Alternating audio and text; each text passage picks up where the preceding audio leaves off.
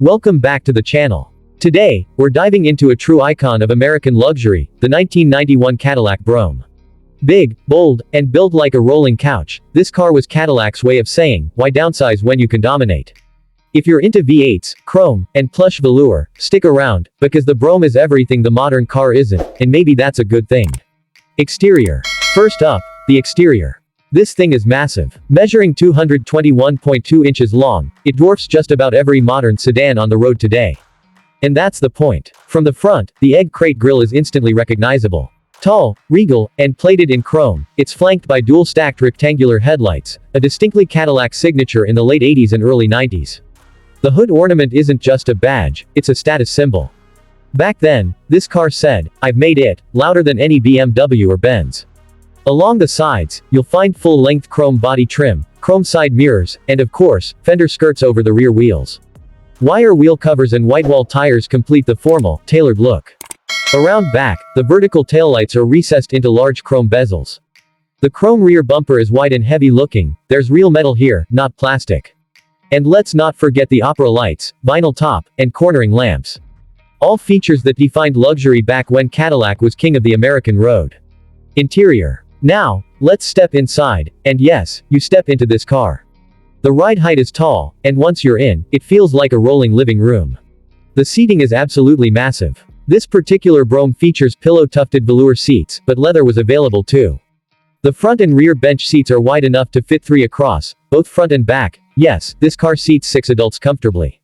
The front seats are power-operated, including lumbar adjustment, and the steering column tilts and telescopes for a custom fit. The dashboard is straight and simple. Faux woodgrain spans the entire width, and the analog gauge cluster includes speed, fuel, oil, temp, and volts. Easy to read, no gimmicks. Some models offered a digital dash, but many purists preferred the classic analog layout. Climate control is fully automatic, and there's a premium Delco Bose sound system with cassette and optional CD player. This car came loaded with power everything: windows, locks, mirrors, seats, trunk release, you name it. The rear seat. It's like a limo. Reading lights, ashtrays, and even optional rear seat heat controls make it a proper executive sedan. The headliner is thick and padded.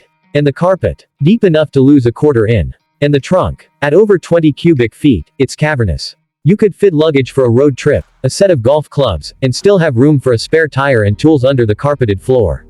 Performance. Under the hood, the 1991 Cadillac Brougham offered 2 powertrain options. A 5.0-liter Oldsmobile V8, rated at 170 horsepower and 255 pound-feet of torque. Or the optional 5.7-liter Chevy 350 volts 8, making 185 horsepower and 300 pound-feet of torque. Both engines were paired with the 4-speed automatic 4L60 transmission and sent power to the rear wheels through a solid rear axle. Let's be real, this car wasn't built for speed. 0 to 60 in about 11 to 12 seconds. But that's not the point. The torque is smooth and available right off idle. It cruises effortlessly at 70 miles per hour with almost no engine noise. The ride quality is where the Brougham shines. Thanks to soft coil springs, a long wheelbase, and generous insulation, it literally floats down the road. You won't feel potholes. You might not even hear them. The steering is light, with almost zero road feel, which makes parking this yacht surprisingly easy. And while handling is not what you'd call precise, the Brougham was never meant for twisty roads.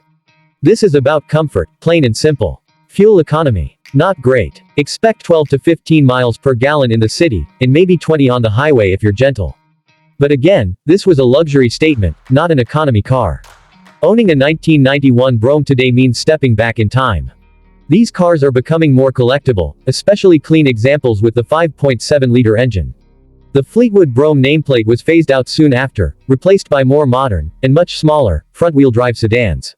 The 1991 model was one of the last to be built at the Detroit Clark Street assembly plant, before it closed in 1993. That alone makes this car special. Parts availability is surprisingly good, thanks to GM's widespread use of the 350 small block engine.